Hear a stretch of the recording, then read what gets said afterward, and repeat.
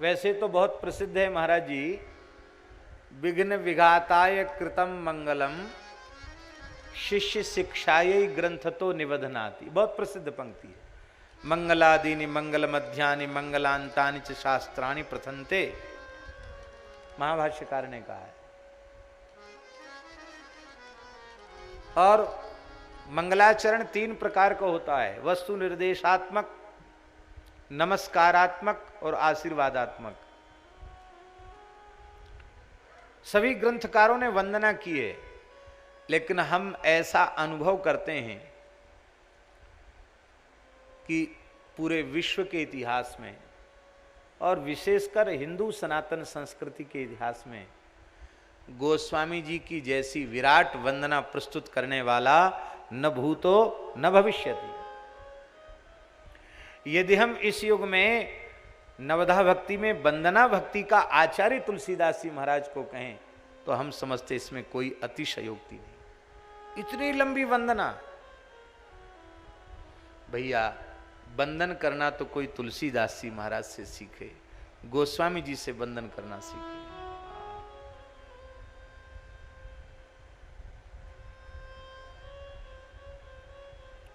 सामान्य नहीं है गोस्वामी तुलसीदास जी।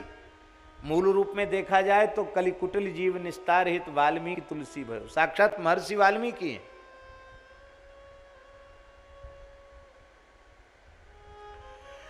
पवित्र सरयू पारीण विप्रकुल में उनका जन्म हुआ। बाल्यकाल में ही भगवान उमा महेश्वर की कृपा प्राप्त हुई, सदगुरु की कृपा प्राप्त हुई और शेष सनातन जी की पाठशाला में रहकर 6 अंगों के सहित संपूर्ण वेद का स्वाध्याय अधिगम प्राप्त किया उन्होंने। हम ऐसा विश्वास रखते हैं उनकी अनुपम कृतियों का दर्शन करके कि शायद सनातन धर्म में उनके जैसा विद्वान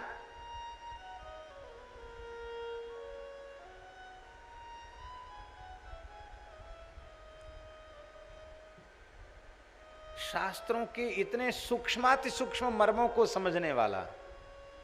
हम आपको क्या कहें महाराज जी, महाभारत का मूल पारायण किया तो हमको लगता था गोस्वामी जी की अमुक, महाभारत का अमुक भाव गोस्वामी जी की अमुक पंक्ति में। स्कंद पुराण का पारायण किया तो कई जगह तो हमने चौपाई अपनी पाठ की पोथी में लिखी, इस श्लोक का अर्थ ये चौपाई। अब पद्म पुराण पूर्ण होने वाला, उसमें भी यही।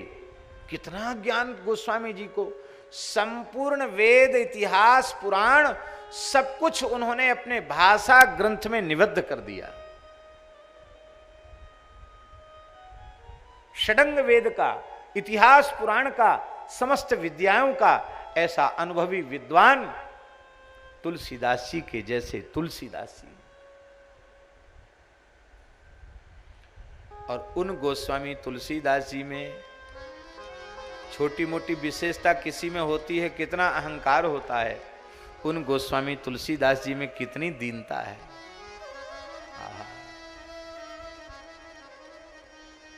देखो, अहम शून्य हुए बिना न तो ज्ञान प्रकट होगा, ना ही अहम शून्य हुए बिना भक्ति प्रकट होगी। और अहम शून्य होने का एकमात्र उपाय है वंदना। उसका एकमात्र साधन है वंदना।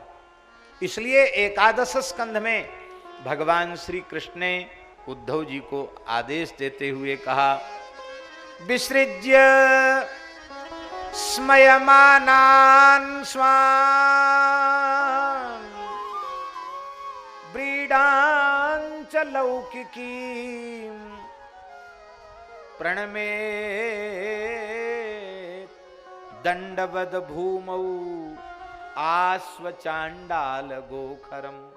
भगवान उद्धव जी से कहते हैं, अहंकार को छोड़कर, पद प्रतिष्ठा के अभिमान को छोड़ करके, अपने शास्त्र ज्ञान के अभिमान को त्याग करके, लौकिकी लज्जा को त्याग करके प्रणमेत, प्रणाम करे।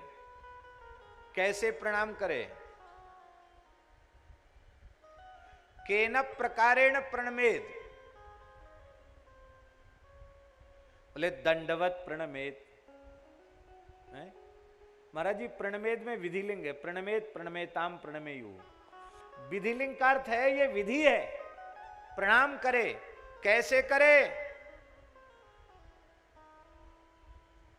दंडवत प्रणमेद, साष्टांग लौटकर प्रणाम करे। कम प्रणमेद, किसको प्रणाम करे? बोले आस्वचांडाल गोखरम, कुत्ता चांडाल गाय गधा सबको भगवत भाव से सबको प्रणाम करे। और भैया इस प्रकार से जिसको नवना आ गया, झुकना आ गया, जितना झुकोगे उतना अहंकार आपका कम होगा, जितना अहम शून्य होगे उतना अधिक प्रभु कृपा की अनुभूति आपको होगी। संत कबीरदास जी की वाणी, जब मैं था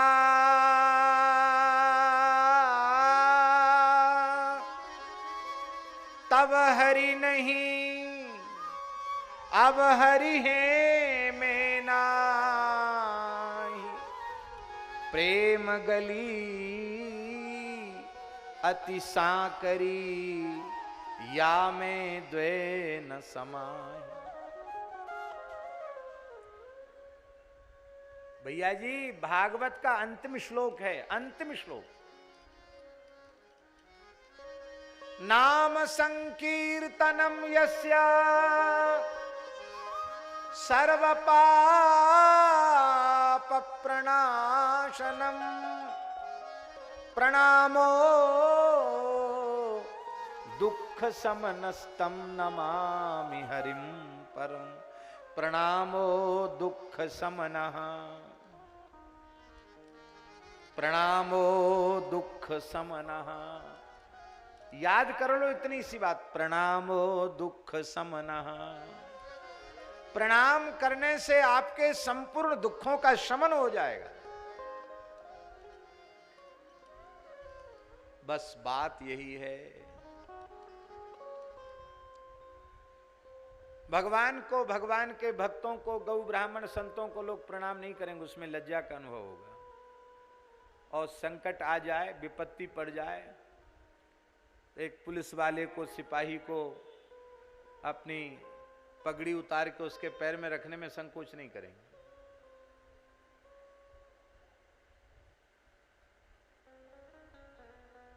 और लोगों ने तो सिद्धांत बना रखा है, अरे अपना काम बनाने के लिए गधों को भी काका कह दिया जाता है। ये प्रणाम निंदित है।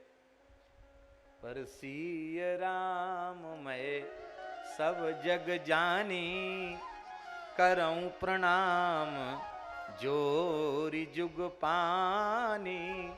ये जो प्रणाम है, यत्किंच भूतम प्रणमेद अनन्यः। अनन्य कौन है? जो अन्य का दर्शन न करे, सब में अपने आराध्य का दर्शन करे, सो अनन्य जाके असिमति न टरे हनुमंत। मैं सेवक सचराचर रूप स्वामी भगवंत। ये मानकर प्रणाम करने वाला अनन्य है। और इस प्रकार से जो प्रणाम करने वाला है उसके दुखों का तो शमन हो ही जाता है। ऐसे संत की किसी को प्राप्ति हो जाए, उसके दुखों का भी शमन हो जाता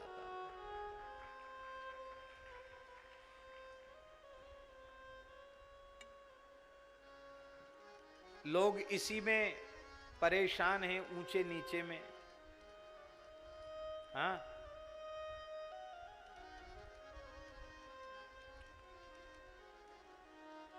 सबकी बात नहीं कहते। प्रायः कविता भी कैसी हो गई, काव्य कविता, कहीं की ईंट कहीं का रोड़ा, भानुमती से कुनबा जोड़ा।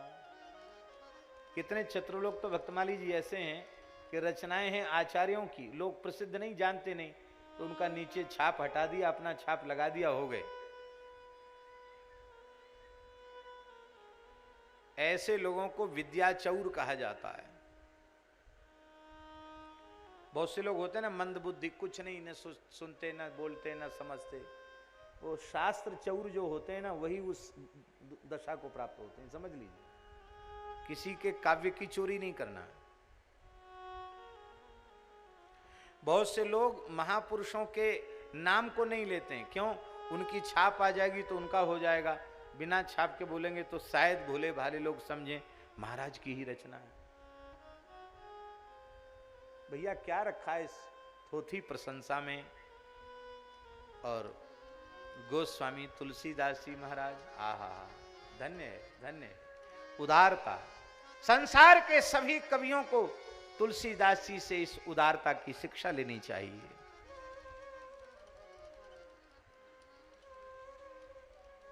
किनको प्रणाम करते हैं? व्यास वाल्मीकि प्रभृति को तो प्रणाम करते ही हैं। कली के कवि न करऊं प्रणामा,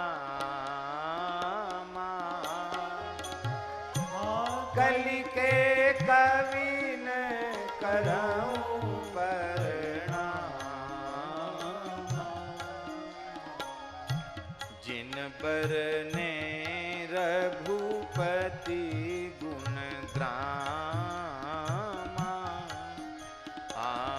जिन बरने रघुपति गुण ग्रामा, जे प्राकृत कवि परम शयाने, जे प्राकृत कवि परम शयाने, भाषा जिन हरि चरित बखाने, भाषा जिन हरि चरित बखाने, भय जे अहि जे हो यहीं आगे, भय जे अहि जे हो यहीं आगे, प्रणवं सबहि कपट सब त्यागे, प्रणवं सबहि कपट सब त्यागे। जो कवि हो चुके हैं, जो हैं और जो आगे जन्म लेने वाले हैं, निष्कपट भाव से मैं सबको प्रणाम करता हूं। क्या उदारता है गोस्वामी जी की। इसलिए रामचरितमानस केवल एक महाकवि का काव्य नहीं है, यह प्रासादिक ग्रंथ है। इसका आश्रय लेने वाला व्यक्ति वह कृपा प्रसाद का पात्र बन जाता है, सबका अनुग्रह प्राप्त हुआ है। बोलो भक्तवत्सल भगवान की जय। श्री सीताराम धाम परिकर की गोस्वामी जी महाराज ने वंदना की है, अयोध्या की वंदना की है, अयोध्या वासियों की वंदना की है, दशरथ जी महाराज की वंदना की है। महाराज दशरथ जी की जहां वंदना की, वहीं आपने जनक जी की वंदना की। प्रकरण नहीं था, नहीं तो यहां अयोध्या के प्रकरण में जनक जी की वंदना की क्या आवश्यकता थी। लेकिन क्यों की वंदना? बोले दो प्रेमी हैं, एक सत्य प्रेमी और एक गूढ़ प्रेमी। तो क्यों ना सत्य प्रेमी और गूढ़ प्रेमी का एक साथ वंदन कर लिया जाए। सत्य प्रेम किसका है? बंदऊ अवध भुआल सत्य प्रेम जेहि राम पद, बिछुरत दीन दयाल, प्रिय तनु तृण इब परिहर्यु, प्रिय तनु तृण इब परिहर्यु। ये सत्य प्रेमी है। और गूढ़ प्रेमी कौन है? प्रणबऊ परिजन सहित विदेहु, प्रणबऊ परिजन सहित विदेहु, जाहि राम पद गूढ़ सनेहु, जाहि राम पद गूढ़ सनेहु। भोग मह राख्यु गोई, राम भोग मह राख्यु, राम बिलोकत प्रगट्यु सोई, राम बिलोकत प्रगट्यु सोई। प्रणबउ प्रथम भरत के चरना, जासु नेम भृत जाय न बरना। बंदऊ लक्ष्मण पद जल जाता, शीतल सुभग भगत सुख दाता। रिपुसूदन पद कमल नमामि, शील सुशील भरत अनुगामी।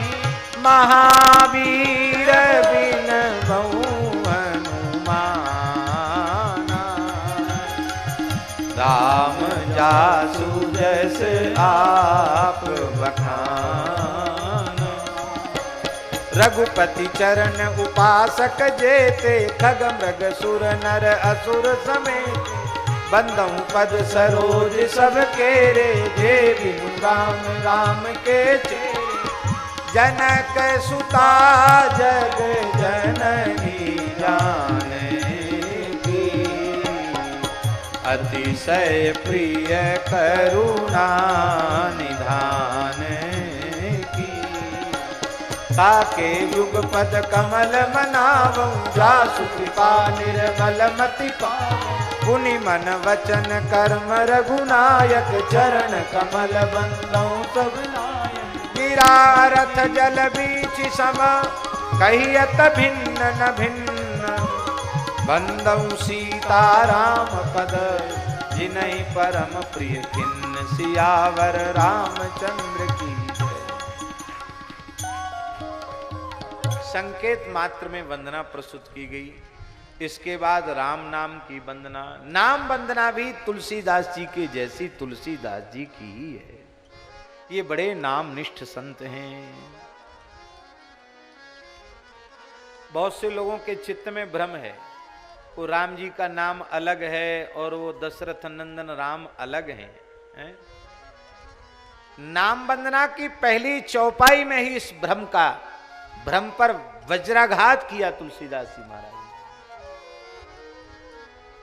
इस भ्रम का भंजन किया तुलसीदास जी ने।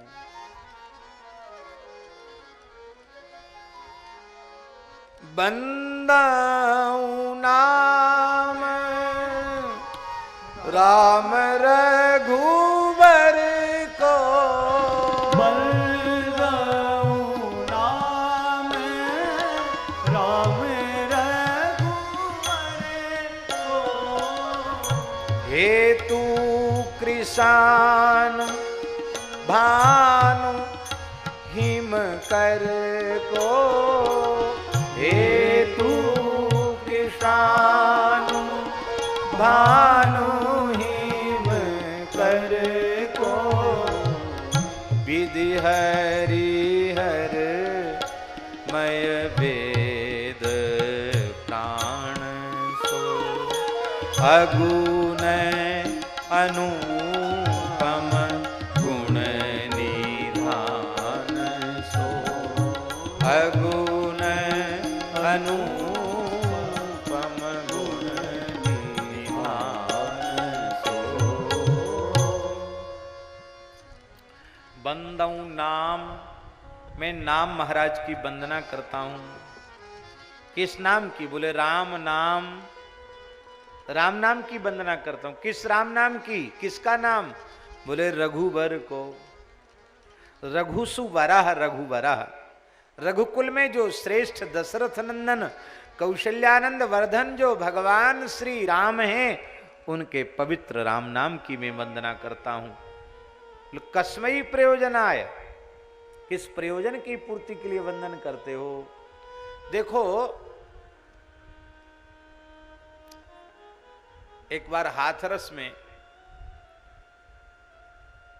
श्री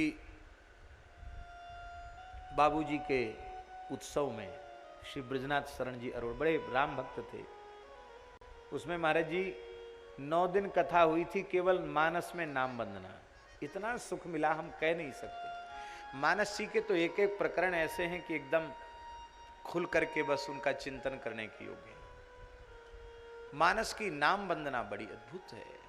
आहा।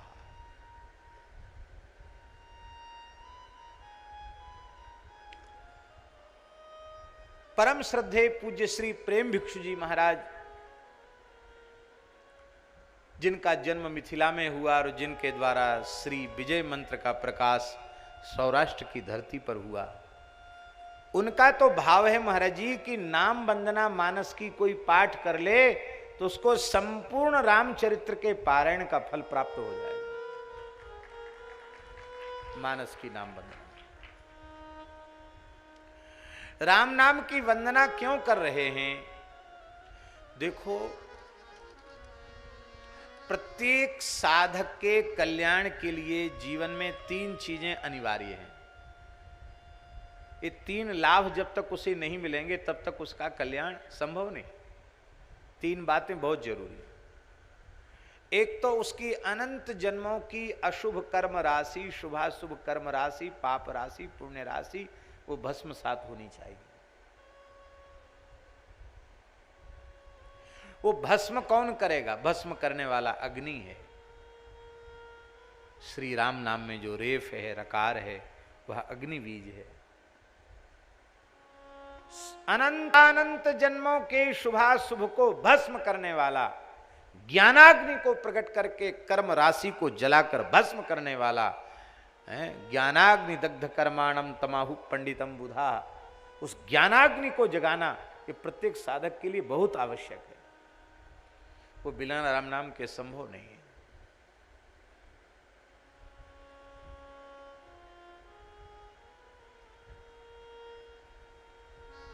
अविद्या जनित अंधकार की निवृत्ति हो।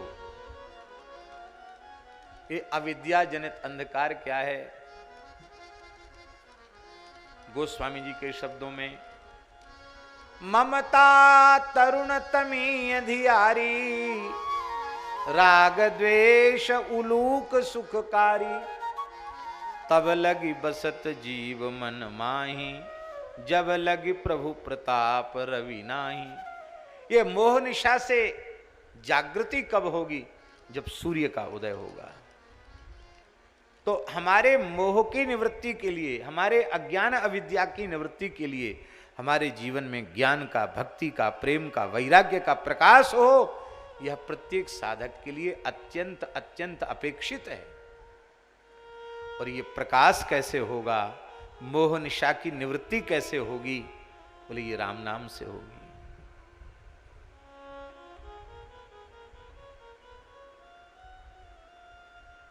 आपके शुभाशुभ भी भस्म हो गए, आपको प्रकाश भी मिल गया, पर आपके जीवन में मिठास नहीं आई तो,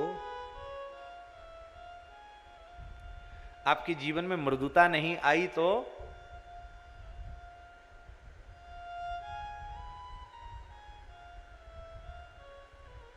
बढ़िया से बढ़िया वेद लक्षणा भारतीय देसी गाय के खोवा का गुलाब जामुन बनाओ। कहां गए मिठाई वाले? उधर बैठे। बढ़िया से बढ़िया वेद लक्षणा गाय का गुलाब जामुन बनाओ,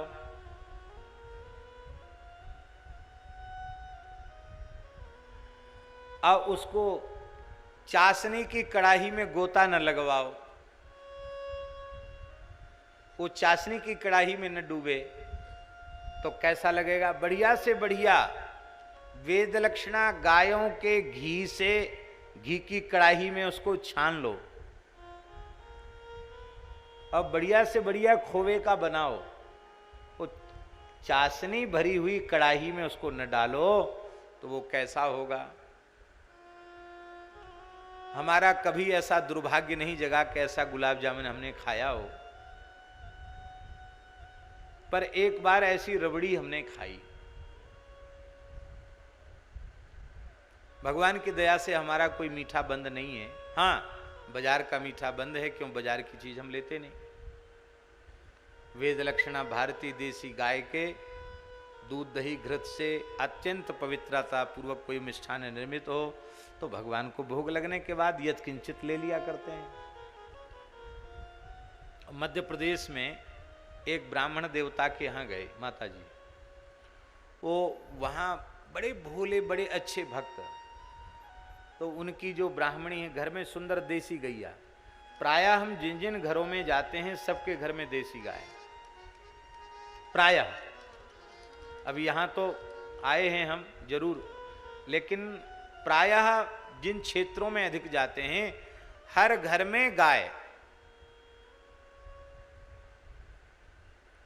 दिल्ली जैसे शहर में भी जिनके यहाँ हम निवास करते हैं उनकी निजी अपने घर की 200 गाय है और लगभग 10,000 गोवंश है श्री कृष्ण गौशाला में, उसके वो अध्यक्ष हैं। और जड़खोर में भी उनकी बड़ी गौ सेवा रहती है।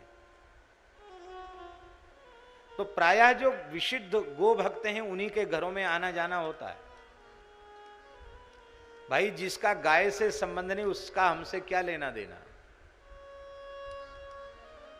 तो और बहुत से लोग तो ऐसे हैं जो गाय रखते हैं फिर कहते महाराज जी हम इतने साल से गाय रखे हैं इसी आशा को लेके कि गाय हमारे घर में कभी आपके चरण पड़ जाएंगे, तो मजबूरी में फिर उनके यहां जाना भी पड़ता है।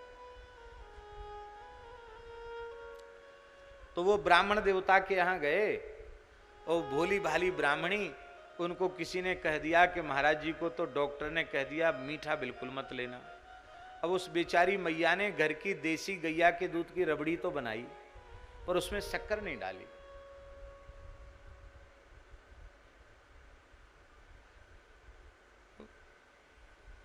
जब पाने बैठे, रात्रि का समय था महाराज जी, पाने बैठे कई संत थे, तो सब संतों की रबड़ी में तो मिठाई थी, हमारी जो कटोरी आई उसमें एकदम सीठी बिना मीठा की फीकी रबड़ी।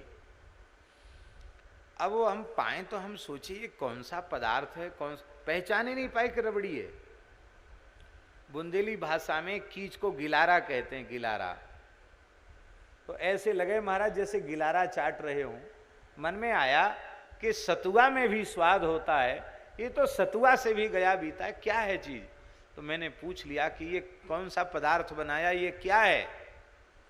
उन्होंने कहा महाराज रबड़ी है। रबड़ी और ऐसी?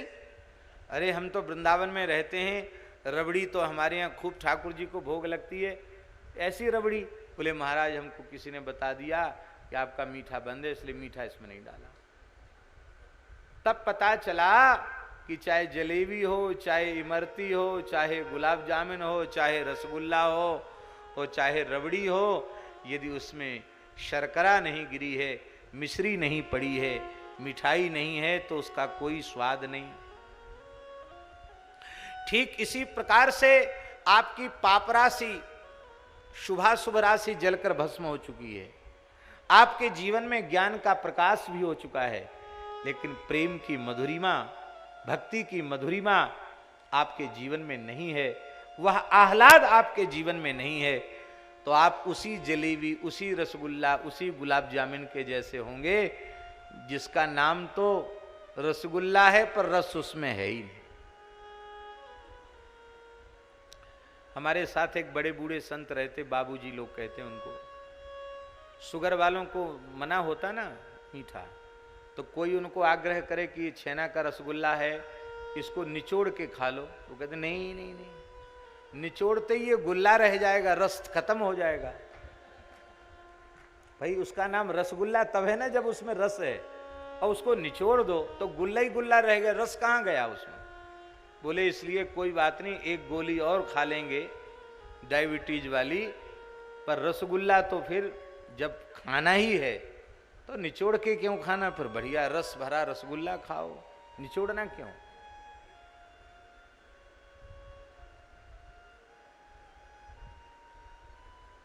जीवन में मिठास बहुत जरूरी है, और ये शीतलता, ये मिठास, ये मधुरिमा, ये भी राम नाम से आएगी। तो अग्नि बीज भी राम नाम, सूर्य का बीज भी राम नाम, और चंद्रमा जो मिठास देता है, जो आह्लाद देता है, जो रस देता है, जो अमृत देता है, वो चंद्रमा भी, उसका बीज भी राम नाम। तो ये तीन चीजें जिसके जीवन में आ गई, आहा, जिसकी शुभाशुभ राशि जलकर भस्म हो गई, जिसके जीवन में विवेक का, ज्ञान का, भक्ति का, प्रेम का सूर्य उदित हो गया, और जिसके जीवन में हरि भक्ति की मिठास आ गई, उस मनुष्य का जीवन धन्य है।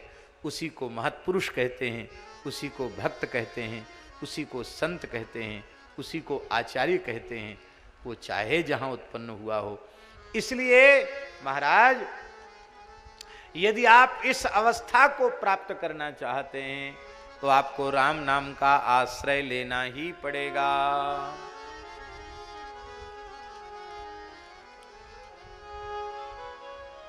एक छत्र एक मुकुटमणि सब वर्णन पर दो, जो तुलसी रघुवर नाम के वर्ण विराजत दो।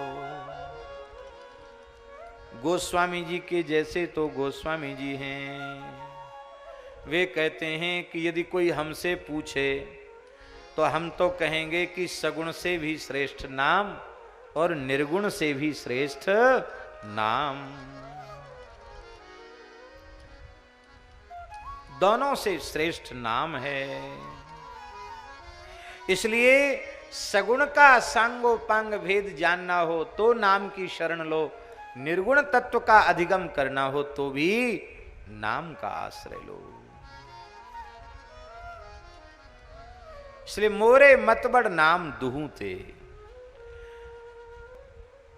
बड़ी अद्भुत नाम वंदना गोस्वामी जी ने प्रस्तुत की, और उसमें कम से कम 2 चौपाई तो हम अवश्य कहेंगे। कहूँ कहाँ लगी नाम बड़ा, कहूँ कहाँ लगी नाम बड़ा,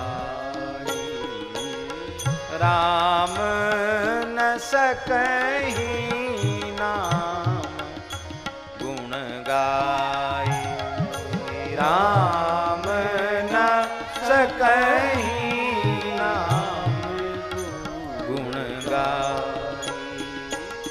चाहूं जुग चाहूं श्रुति नाम प्रभाऊ, चाहूं जुग चाहूं श्रुति नाम प्रभाऊ।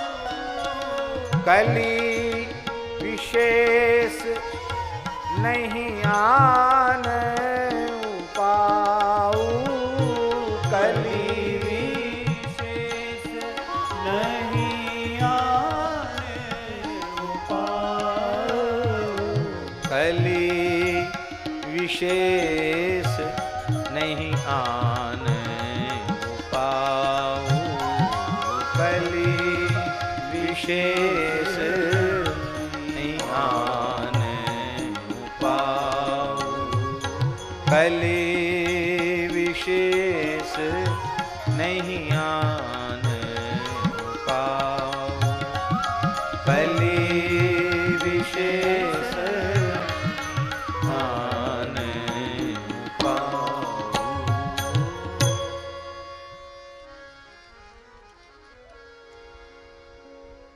विनय जी में तो इतने पद, पूरे 12 ग्रंथों में महाराज जी नाम महिमा इतनी गाई है गोस्वामी जी ने। आहा, धन्य है।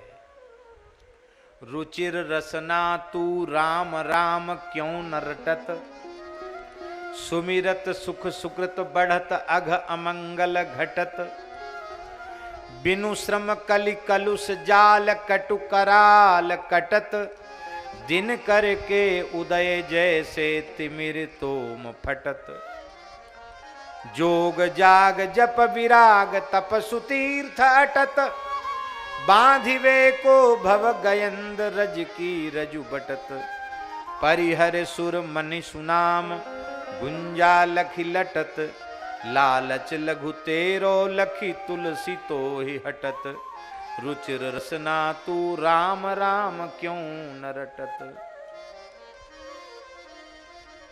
कलिकाल में यदि किसी जीव का परम हित होगा, कल्याण होगा, तो वह राम नाम से ही होगा।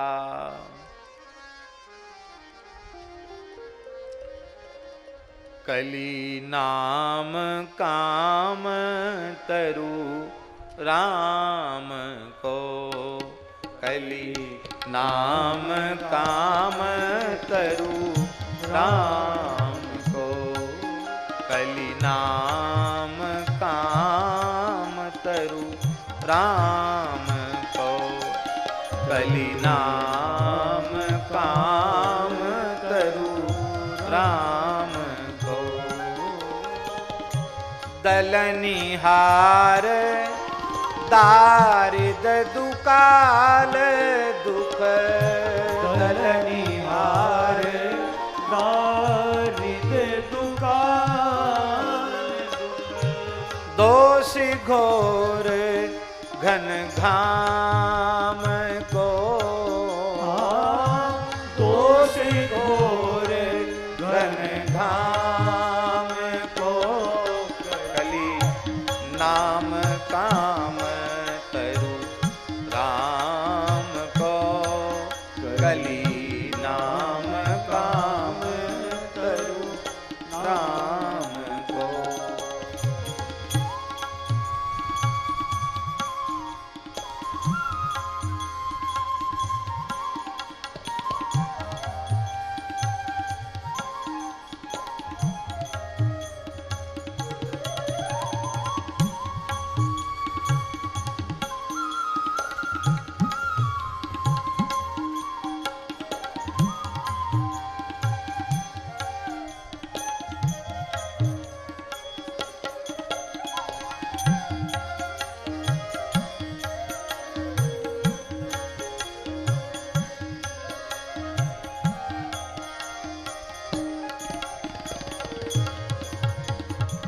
क्या होगा नाम लेने से?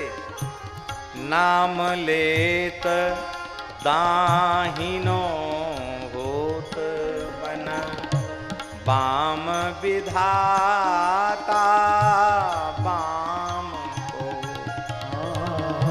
नाम लेत दाहिनो होत मन, बाम विधाता दाहिना हो जाता है मन। आहा, जब तक राम नाम नहीं लोगे तब तक मन उल्टा चलता रहेगा। ये दाहिना होगा ही तभी, ये अनुकूल होगा तभी जब नाम का आश्रय लोगे, नहीं तो मनीराम उठा पटक करते रहेंगे। नाम लेत दाहिनो होत मन, राम लेत दाहिनो होत मन, बाम विधाता बाम को, बाम विधाता। महाराज जी, बाम विधाता बाम को अर्थ क्या है? जो नाम के प्रति समर्पित है भगवान उसके अनुकूल है, और जो नाम से विमुख है विधाता भी उसके लिए बाम है, उल्टा है, सब बेकार है। कहत मुनीस महेश महात्म, कहत मुनीस महेश महात्म, उलटे सूधे नाम को, उलटे सूधे नाम को, नाम काम तरु राम को, कली नाम काम तरु राम को, कली नाम काम तरु राम को।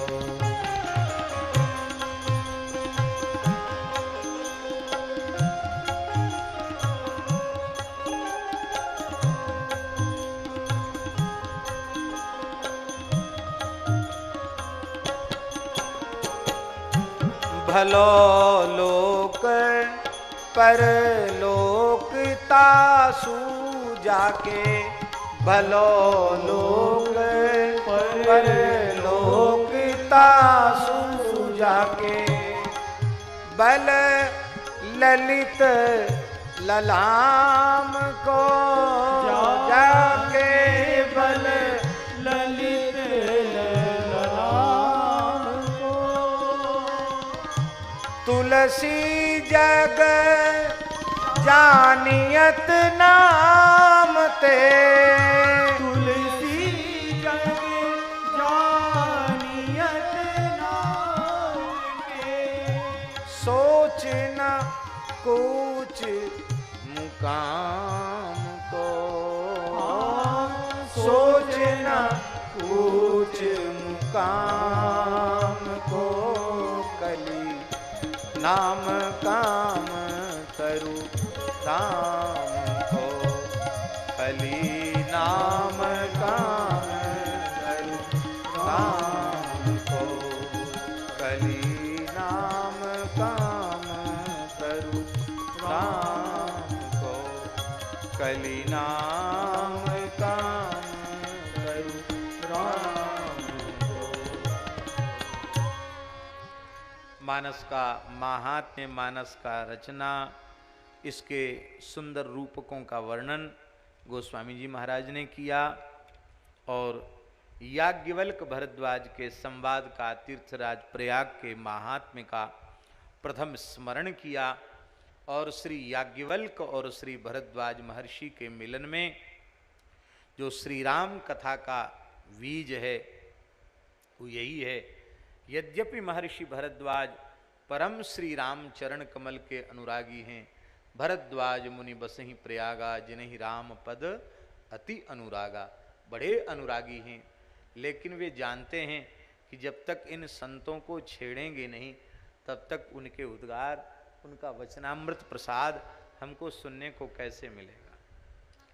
देखो, गैया में बहुत वात्सल्य होता अपने बछड़े बछिया के प्रति, पर गोपालक जब बछड़ा बछिया खोलता है तो वो बछड़ा बछिया दौड़कर गौ माता के पास जाता है और उसके थन में अपना मुंह लगा करके ऐसे ऐसे थोड़ा अपने सिर से थोड़ा हूदा लगाता है, ऐसे ऐसे करता है बछड़ा बछिया।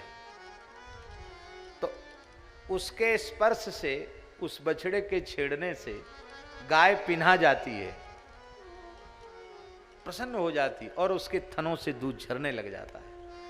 ऐसी भैया जैसे गैया के थन में मुंह मारने से गैया झरने लग जाती है वात्सल्य से, ऐसे ही कोई जिज्ञासु रूपी बछड़ा किसी संत रूपी गाय को इसी पद्धति से जब छेड़ता है तो उसके मुख से श्री राम कथा सुधा पय झरने लग जाता है, वो झरने लग जाता है।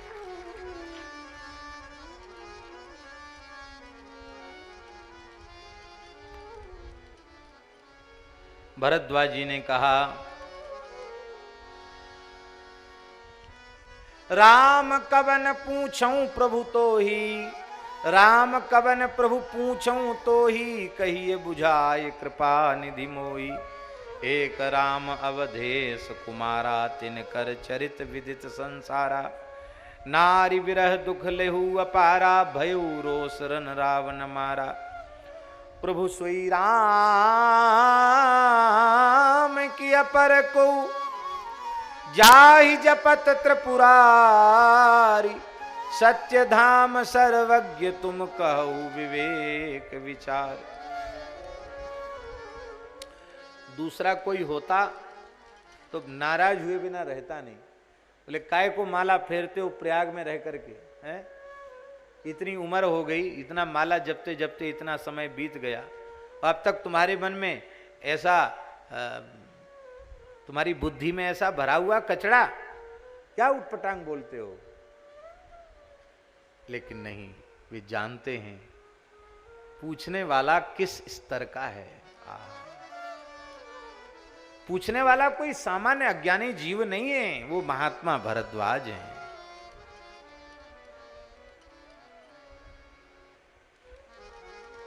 बोले मैं जानता हूं तुमको, राम भगत तुम मन क्रमवानी। चतुराई तुम्हारी मैं जानी, चाहू सुने राम गुण गूढ़ा, कीन्हु प्रश्न मनहु अति मूढ़ा। अति मूढ़ के समान तुमने प्रश्न किया है, इसलिए कि राम कथा सरिता प्रकट हो।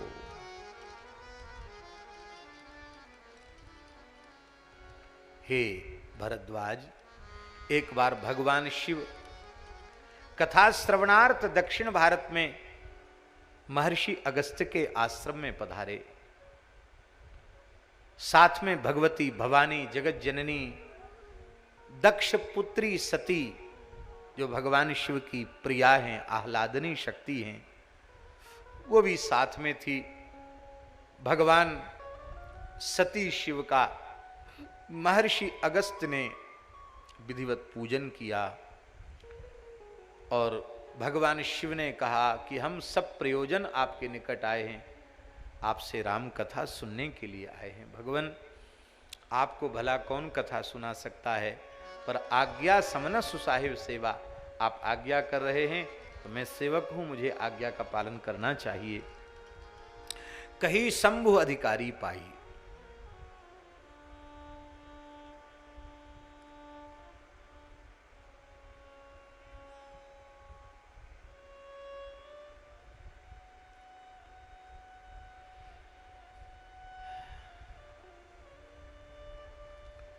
महर्षि ने प्रार्थना की, भगवान आप तो सत्संग के लिए पधारे हैं, लेकिन आप जैसा वक्ता उपलब्ध हो जाए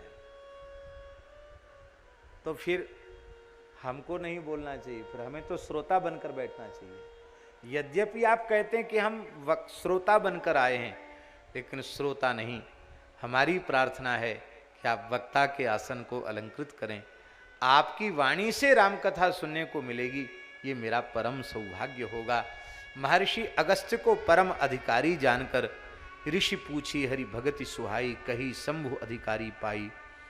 बहुत दिनों तक कथा कीर्तन सत्संग हुआ और अंत में श्री शंकर जी ने कहा अब चातुर्मास से पूरा हो गया, अब हम भी चलेंगे आगे। विदा मांगकर शंकर जी चले। गोस्वामी जी की पद्धति बड़ी सूक्ष्म है। कथा सुनने के लिए, सत्संग के लिए भगवान शिव सती के साथ जा रहे हैं, तो सती को बड़े सुंदर विशेषणों से अलंकृत किया तुलसीदास जी ने। संग सती जग जननी भवानी, उनको जग जननी कहा, उनको भवानी कहा। और शंकर जी ने तो प्रेम से कहा सुना, पर सती जी ने बहुत भाव प्रेम से भगवान श्री राम के चरित्र को सुना नहीं, उपेक्षा पूर्वक सुना। इसलिए तुलसीदास जी ने कहा मुनि संग विदा मांग त्रिपुरारी, चले भवन संग दक्ष कुमारी।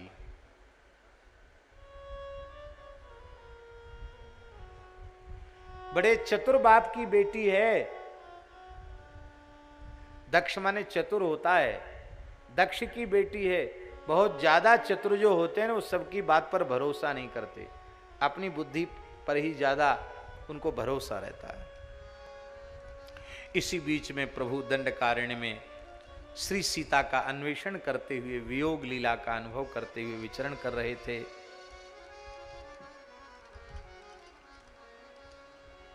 और उस समय भगवान शिव ने प्रभु श्री राम का दर्शन किया, तो कुसमय जानकर के सामने नहीं, दूर से ही साष्टांग प्रणाम किया। जय सच्चिदा नंद जग पावन, अस कही चले मनोज न सावन। जय सच्चिदानंद, जय जग पावन कहकर के शंकर जी चले, खड़े नहीं रहे, आगे बढ़े। सती जी ने देखा भगवान शंकर के रोमांच हो रहा है, शरीर प्रेम में कांप रहा है, नेत्रों से प्रेमाश्रु धार बह रही है। वे विचार करने लगी, भगवान शंकर जगत वंद्य हैं, जगदीश्वर हैं, देवता असुर मुनि सब इनके चरणों में प्रणाम करते हैं। और इन्होंने दो राजकुमारों को प्रणाम कहा, प्रणाम किया ही नहीं, सच्चिदानंद कह करके, परधाम कह करके प्रणाम किया। इनमें सत भी नहीं दिखता, इनमें चित भी नहीं दिखता, इनमें आनंद भी नहीं दिखता। सत उसको कहते हैं जिसकी त्रिकाला बाधित सत्ता हो। अरे इनकी उम्र ही क्या है, 20-22 साल के होंगे, तो ये तो विशेष काल में उत्पन्न हुए हैं, ये सत कैसे हो सकते हैं? चित कहाँ हो सकते? चित माने ज्ञान। इनको ज्ञान होता कि मेरी पत्नी को कौन ले गया, तो काहे को रोते गाते सीधे रावण पर आक्रमण करते। और चेतना तो इनमें लगता है ही नहीं, ज्ञान तो है ही नहीं। अरे कोई मनुष्य, बिना पढ़ा लिखा मनुष्य भी पशु पक्षियों से तो नहीं पूछेगा, लता पताओं से तो नहीं पूछेगा। ये तो हे खग मृग हे मधुकर सेनी, तुम देखी सीता मृग नैनी। इनमें चेतना ज्ञान भी नहीं है। वो आनंद तो है ही नहीं। आनंद होता तो ये हंसते होते, मुस्कुराते होते। ये खुद ही रो रहे हैं, ये सच्चिदानंद नहीं हो सकते। बहुत ध्यान से सुने। यद्यपि हम बड़े पीछे चल रहे हैं, लेकिन फिर भी महत्वपूर्ण बात कहे बिना आगे बढ़ जाना हमारे स्वभाव में नहीं।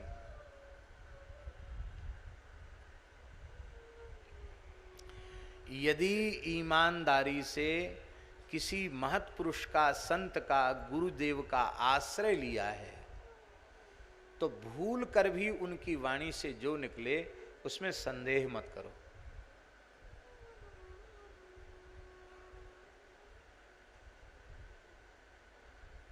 वहां अपना तर्क वितर्क मत लगाओ।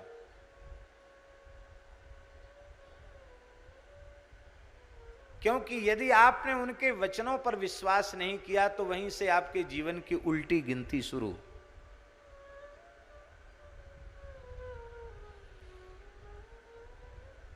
भगवती सती भगवान शिव के तत्व को न जानती हो ऐसा नहीं, जानती है। भवानी है, आद्या प्रकृति, मूल प्रकृति है, साक्षात भगवान शिव की प्रियतमा है। उनके जैसा शिव तत्व को और कौन जानता होगा। जब वो भगवान शिव की गरिमा महिमा को जानती हैं,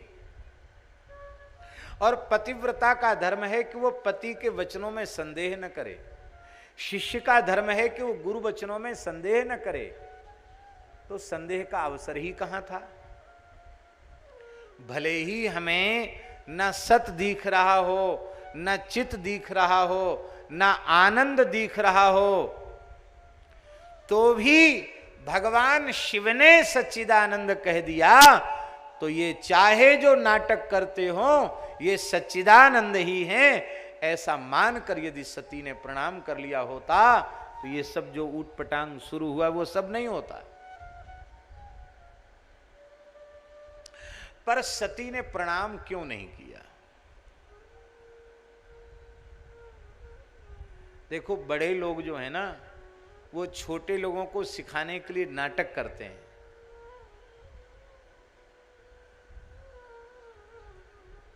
नाटक का रहस्य समझना महाराज बड़ा कठिन है, बहुत कठिन है बड़े लोगों का नाटक। नासिक कुंभ में हम गए थे, तीसरा कुंभ था नासिक का। अब जो आएगा हमारा चौथा कुंभ होगा नासिक का। तो तीसरा कुंभ था, महाराज जी के साथ थे, पूज्य पहाड़ी बाबा महाराज के साथ। तो उन्होंने, उनका छत्ता लगता था डाक और खालसे में, तो छत्ते में उनका छत्ता लगता था एक टाट से, वो चारों ओर घिरा रहता था। उस छत्ते में महाराज जी का आसन एक चौकी पर और नीचे दास का आसन। तो नासिक शहर में एक धर्मशाला का उद्घाटन करने महाराज जी गए, हमको नहीं ले गए, जबकि हमको कभी छोड़ते नहीं थे। बोले तुम यहीं रहो, छत्ता सूना नहीं रहेगा। और अपनी झोली जिससे उनको भंडारा करना था उसमें 13,000 रुपया था, वो झोली हमको दे दी। ले ये झोली पास में रखो, हम कल सवेरे आएंगे, सावधान रहना, ठीक रहना। जो आ गया, चले गए। अब वहां दास की दिनचर्या यह थी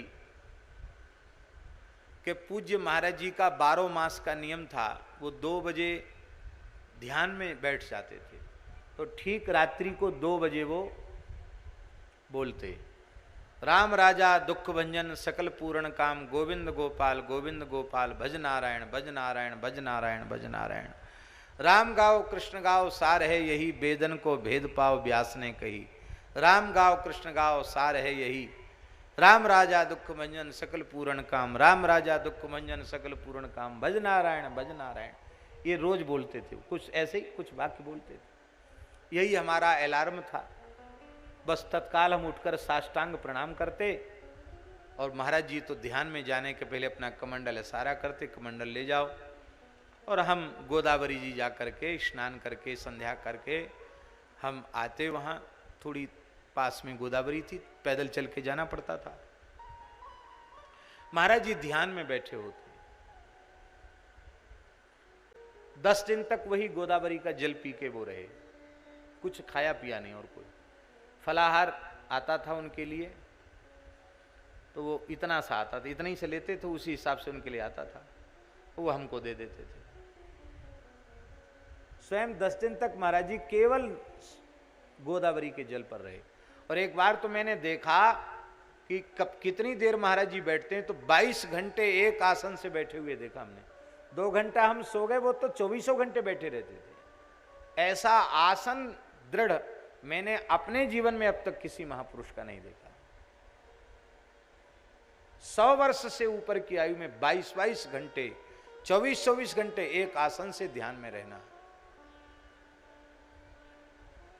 विलक्षण महापुरुष थे। वो चले गए महाराज जी उद्घाटन के लिए। अब रोज तो हम आराम से सो जाते थे। अब उस दिन पहले झोली थी महाराज जी के आसन में, तो हम ऐसे लेटे थे और गद्दा बिछाने नहीं देते थे। जीवन में न कभी गद्दा बिछाया न रजाई ओढ़ने दी, गद्दा वद्दा नहीं बिछाने देते थे। कमरिया बिछाओ कमरिया ओढ़ो। सामान भी ज्यादा रखने, त्यागी महात्मा थे, सामान भी रखने ही नहीं देते। पहली बार उनके साथ यात्रा में चले तो उन्होंने हमारा थैला देखा। कितना बड़ा परिवार है तेरा, कितने लड़के बच्चे हैं? उन्हें सिर नीचा कर लिया। है तेरी जयरे तेरे, अरे राम राम राम राम, इतना सामान लाद के चलता है। फेंक फेंक फेंक फेंक सामान फेंक। एक कपड़ा पहना, एक अचला लंगोटी रखवा दिया और बस भजन पूजन का सामान, कुछ नहीं। और राम राम करना, इतना सा सामान। शायद इतने कम सामान में हम कभी न रहे हो। और स्वयं उनका तो ऐसा था कि अपने जीवन में एक ही अचला, एक ही लंगोटी, एक ही साफी रखते थे। दूसरा अचला नहीं, दूसरी लंगोटी नहीं, दूसरी साफी नहीं। जीवन भर महाराज जी गीली लंगोटी पहनी उन्होंने, उसी को झाड़ लेते, उसी को पहन लेते। विलक्षण महापुरुष थे।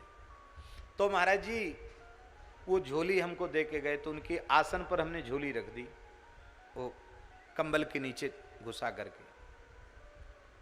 अब नींद नहीं आए, मन में सोचे कि हम सो गए, यहाँ कोई पक्की दीवार तो है नहीं, और किसी ने घुसकर झोली ले गया तो दूसरे दिन महाराज जी क्या कहेंगे, भंडारा भी नहीं हो पाएगा। तो झोली को उठाया, उठाकर हमने अपने सिर के नीचे रख लिया। फिर सोचा कि आखिर तो बच्चे ही हैं, कहीं सो गए, गंभीर निद्रा लग गई, तो कहीं एक हाथ घुसा के झोली को सिर के नीचे छीन के भग गया तो झोली की जो डोरी थी, वो डोरी को हमने अपने दाहिने हाथ में बांध लिया, कस के गांठ लगा के बांध लिया कि खींचेगी झोली तो हम जग जाएंगे और झोली की सुरक्षा होगी। ठीक से सो नहीं पाए। अब सवेरा हुआ, 2 बजे उठने का अभ्यास। नींद तो खुल गई, थोड़ी सी नींद लगी थी, नींद खुली। अब कैसे जाएं, किसको अपरिचित, किसको कह के जाएं कि झोली देखना। झोली लेके तो शौचालय में जा नहीं सकते, स्नान करने जा नहीं सकते, अब क्या करें।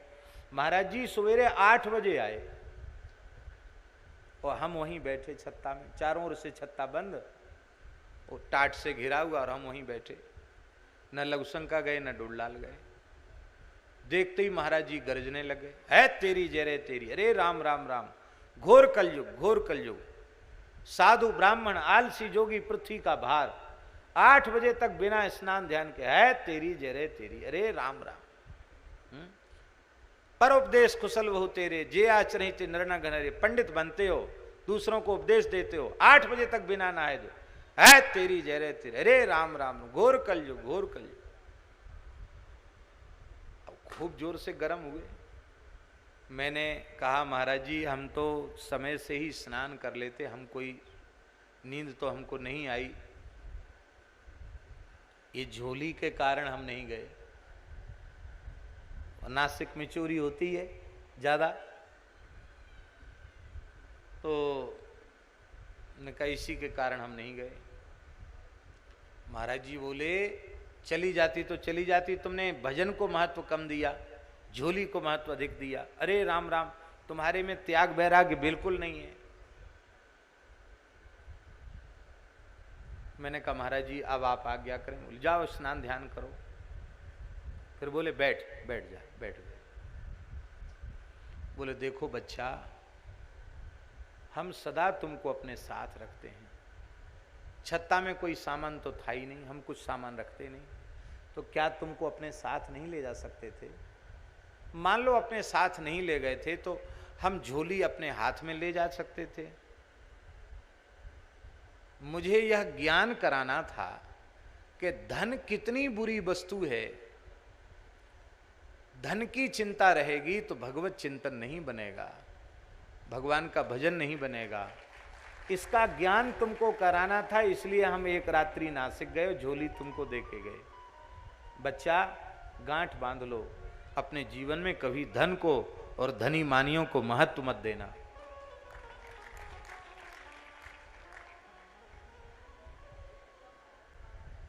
न धन को महत्व दो, न धनी मानियों को महत्व दो।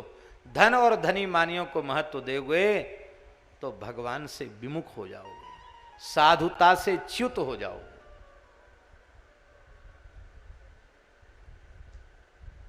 और श्री ठाकुर जी की, गुरुदेव भगवान की ऐसी कृपा है, ऐसी कृपा है। ना तो हमारे पास मोबाइल है, मान लो हम छूट जाएं कहीं तो संपर्क हमसे स्थापित नहीं हो सकता, हमारे पास मोबाइल ही नहीं।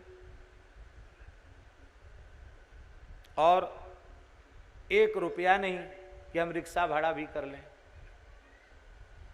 क्योंकि पैसा रखने के लिए जेब चाहिए, कोई थैला वैला चाहिए।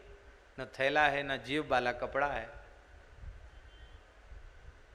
साथ वाले कहीं भगवान की दया से इधर उधर हो जाएं तो बिल्कुल संसार से संपर्क जय सिया राम, खत्म। हम रखते भी नहीं कोई भार, पैसे का भार तो अपनी खोपड़ी पर रखते ही नहीं। कोई रख जाए तो कहते भैया जिसको उठाना उठा ले जाओ, नहीं तो कोई उठा ले जाएगा, हमारी जिम्मेवारी नहीं।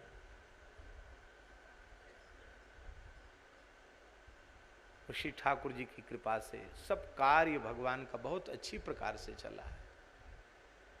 कमी यदि है तो हमारी अपने समर्पण में कमी है, श्री रघुनाथ जी के दरबार में कोई कमी नहीं।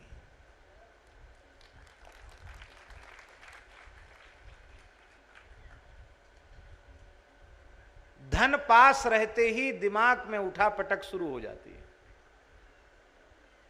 ये बात सबको समझ में नहीं आएगी, बड़ा पवित्र हृदय चाहिए इसको समझने के लिए। भगवान के शरणागत प्रेमी भक्त के पास धन न रहे, विशेषकर साधु और ब्राह्मण इनके पास धन न हो, इससे बड़ी भगवान की दूसरी कोई कृपा नहीं। महाराज जी धन से ही पतन होता है। एते पंचदशानर्था, 15 अनर्थ धन में हैं। रुपए में 16 आने होते हैं, 15 आना अनर्थ है धन में। कहना ये चाहिए था 16 आना अनर्थ, 15 आना क्यों कहा? पूज्य बक्सर वाले मामा जी का भाव। बोले 16 आना अनर्थ कहना चाहिए, 15 आना क्यों कहा? बोले इसलिए कहा कि सो धन धन्य प्रथम गति जाकी, ये समझाने के लिए एक आना छोड़ दिया। सो धन धन्य प्रथम गति जाकी। प्रथम गति माने गौ ब्राह्मण संत दीन दुखी पीड़ित जीव जगत की सेवा में जो धन व्यय हो रहा है वो धन्य है। तो अब हमने ऐसी घटनाएं जीवन की कई है, एक नमूना आपको दिया। अब देखो, उनको इसीलिए वो झोली छोड़ करके गए। बोले देखो रात भर नींद तो नहीं आई? मैं कहा नहीं आई। भजन बना? बोले भजन के क्या चले, तुमने स्नान तक नहीं किया। बोले जब धन की चिंता दिमाग में घुसी रहेगी तो कुछ नहीं होगा, न खाना समय से होगा, न सोना समय से होगा, जीवन नरक बन जाएगा। इसलिए केवल राम नाम को अपना धन मानो और संसार के धन से उदासीन हो जाओ। ये बोध कराने के लिए उन्होंने ये कृपा की। तो बड़े लोग नाटक खेलते हैं। सती जी ने ये बताया कि मेरी जैसी भगवान शिव की आह्लादनी शक्ति भी प्रभु श्री राम की गरिमा महिमा में अविश्वास करती है, भगवान शिव के वचनों में अविश्वास करती है, तो उसका इतना भयंकर परिणाम मुझे भोगना पड़ेगा। फिर कौन ऐसा है जो भगवान श्री राम की महिमा गरिमा में संदेह करे और उसका कल्याण हो जाए? संभव नहीं। ये समझाने के लिए नाटक खेला गया। शंकर जी ने कहा, बहुत समझाया, सती जी का संदेह नहीं गया। तो कहा जो तुमरे मन किछु संदेहु तो किन जाए परीक्षा लेहु। परीक्षा लेहु ये शंकर जी की आज्ञा नहीं थी, ये शंकर जी का रुख नहीं था। बड़े लोग क्या कह रहे हैं उनके रुख को समझना चाहिए। जो तुम्हारे मन किछु संदेहु, यदि तुम्हारे मन में कुछ संदेह है, हमारे कहने पर भी नहीं मिटा, तो किन जाए परीक्षा लो। तो फिर ठीक है, तुम्हारे मन में आता हो तो परीक्षा लो। इसका मतलब मेरी आज्ञा नहीं है, परीक्षा ले सकती हो। उत्तम पक्ष यह था कि सती जी को कहना चाहिए था कि आपने अपनी वाणी से कह दिया, फिर भी संदेह रह जाए, भगवान आप कृपा करें, यत्किंचित कोई संदेह की ग्रंथि भीतर रह गई हो उसको भी आप कृपा करके खोल देवें। भला आपने जिन्हें सच्चिदानंद के रूप में स्वीकार किया उनके प्रति संदेह करना और उनकी परीक्षा के लिए जाना, ये कहाँ तर्क संगत है? प्रभु मैं ऐसा अपराध नहीं कर सकती। हम विश्वास करते हैं कि भगवान शिव वहीं बैठकर सती को ऐसी कथा सुनाते कि सती संदेह रहित हो जाती। लेकिन सती जी ने परीक्षा का विचार किया। सती ने सीता का स्वरूप धारण किया और राम जी के आगे आ गई। एक बार लक्ष्मण जी के मन में तो विचार आया कि हर रामावतार में रावण वध के पश्चात जानकी जी मिलती थी, इस बार लीला का क्रम उलट कैसे गया? अभी रावण मरा नहीं और माताजी सामने से आ रही है, ये उल्टा पलटा कैसे हो रहा है? लक्ष्मण जी नहीं पहचान पाए। लेकिन राम जी सहज सर्वज्ञ परमात्मा हैं, वो समझ गए और श्री राम जी ने कहा, क्या कहा? जोरी पानी प्रभु कीन प्रणाम, पिता समेत लीन निज नाम, कहाओ बहोरी कहाँ वृष के तू, विपिन अकेली फिरेहु के ही है तू, विपिन अकेली फिरेहु के ही है तू, विपिन अकेली फिरेहु के ही है तू। पहले अपने पिता का स्मरण करके मैं दशरथ नंदन राम माता भवानी के चरणों में प्रणाम करता हूं। फिर कहा, भगवान शिव कहाँ गए? आप अकेली कैसे घूम रही हो इस जंगल में? और सती जी पर तो मानो 1000 घड़े पानी पड़ गया। वो समझ गई इन्होंने तो मुझे पहचान लिया। राम जी ने कुछ अपनी महिमा का अनुभव कराया। समझ गई सती कि जिन्हें मैं सच्चिदानंद नहीं मान रही थी वे ही परात्पर पर ब्रह्म परमात्मा प्रभु श्री राम हैं। समझ में तो आ गया। वहां से आई, शंकर जी ने कहा कहो देवी, परीक्षा लेकर प्रमाणित कर दिया कि वो सच्चिदानंद हैं कि नहीं। सती जी इतनी घबराई हुई थी, बोले कछु न परीक्षा लीन गुसाई, कीन प्रणाम तुम्हारी नाई। जैसे आपने प्रणाम किया तो हम तो वैसे ही प्रणाम करके चले, हमने परीक्षा नहीं लिया। शंकर जी बोले वाह जी वाह, हमारे जैसे प्रणाम किया होता तो भय के चिन्ह नहीं प्रेम के चिन्ह उदित होते। तुम्हारे इस मुखाकृति देख के लग रहा है, तुम्हारे देह की दशा देखकर लग रहा है कि तुम बहुत व्याकुल हो, भयभीत हो। मन ही मन शंकर जी ने कहा। तब शंकर देख्यु धरि ध्याना, सती जो कीन चरित सब जाना। और निश्चय कर लिया, मैं इष्ट देव श्री राम को मानता हूं और माता श्री जानकी जी को इष्ट देवी मानता हूं।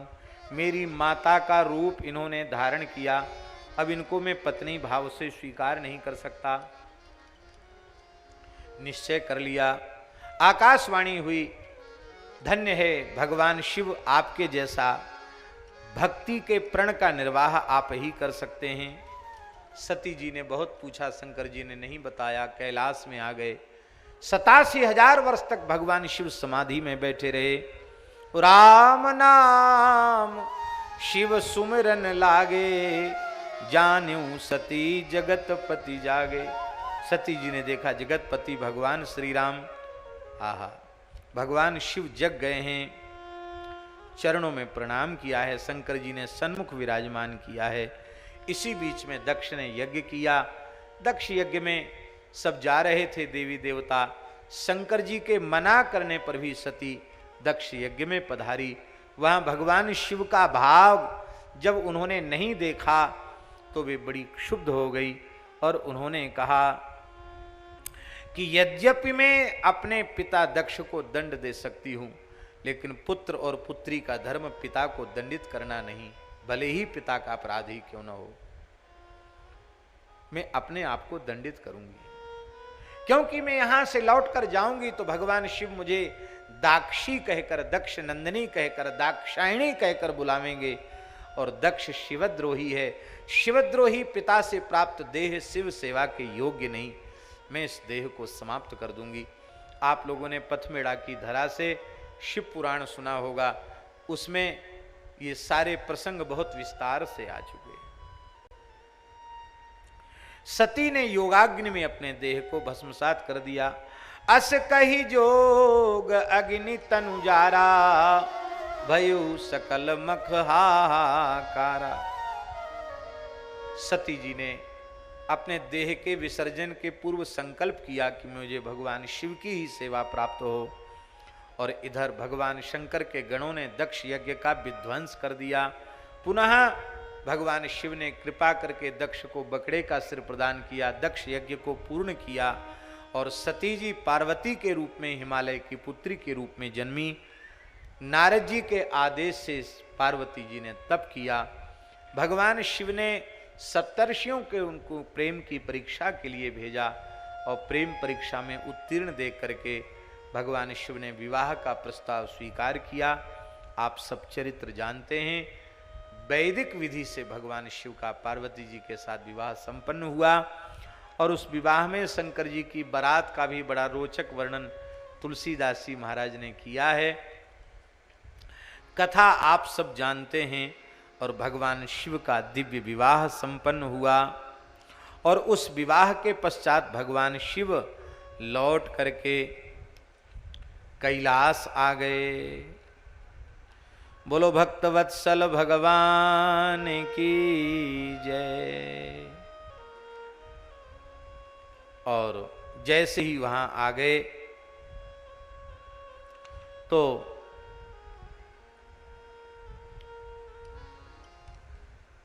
गोस्वामी तुलसीदास जी महाराज इस पूरे चरित्र का स्मरण करते हुए कहते हैं, चरित सिंधु गिरिजा रमण वेद न पावहीं पार, बरने तुलसीदास किमु अतिमति मंद गमार। बोलो शंकर भगवान की जय। अब भगवान शिव सुंदर व्याघ्र चर्म पर विराजमान है और पार्वती जी ने अनुकूल अवसर देख करके भगवान शिव के चरणों में श्रद्धा पूर्वक प्रणाम किया। भगवान शिव ने अपने वामांग में उनको आसन दिया। पूर्व जन्म की स्मृति आ गई और कहा, भगवान आप मेरे ऊपर कृपा करें। जो मो पर प्रसन्न सुख राशि, जानिए सत्य मोहि निज दासी।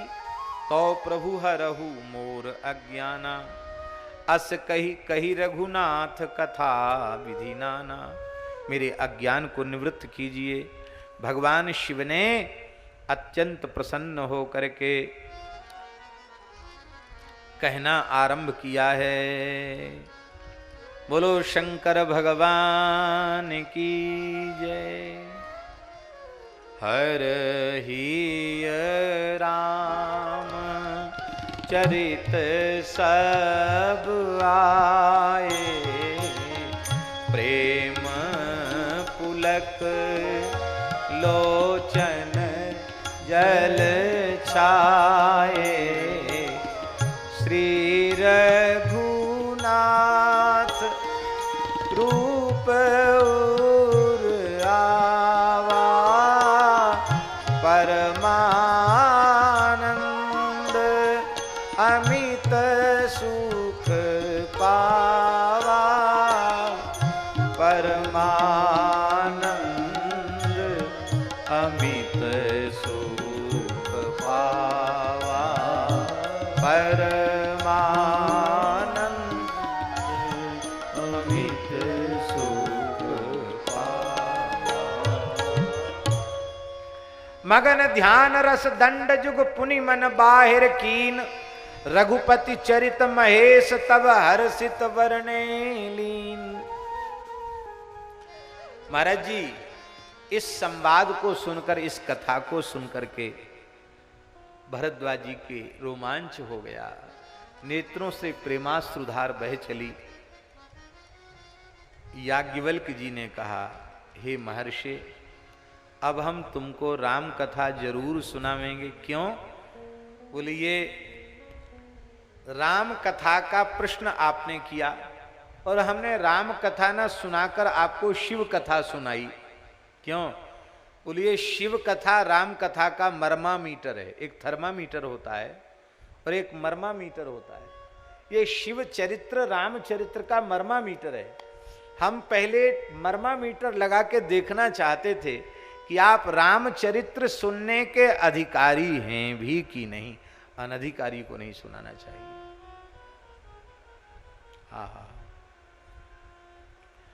वस्तुतः वही श्री रामचरित्र सुनने का अधिकारी है, जिसका भगवान शिव के चरण कमलों में प्रेम है। बोलो भक्तवत्सल भगवान की जय। मैं तुम्हें समझ लिया कि तुम श्री रामचरित्र सुनने के उत्तम अधिकारी हो, क्योंकि भगवान शिव के प्रति तुम्हारा अगाध प्रेम है। भगवान के अवतार के अनेक कारण गिनाए। एक कारण गिनाया कि नारद जी के शाप से भगवान ने दशरथ गृह में राजकुमार के रूप में अवतार लिया। नारद जी के शाप से, अब देखो, बहुत ध्यान से सुने, बहुत संक्षेप में कह रहे हैं क्योंकि हमको जन्म तक पहुंचना है। पार्वती जी को कहना चाहिए था कि अरे राम राम राम राम राम राम। नारद जी की बुद्धि कैसे खराब हुई। नारद जी ने भगवान को शाप भला क्यों दे दिया, ये कहना चाहिए था। किसको? पार्वती जी को। पर पार्वती जी ने कहा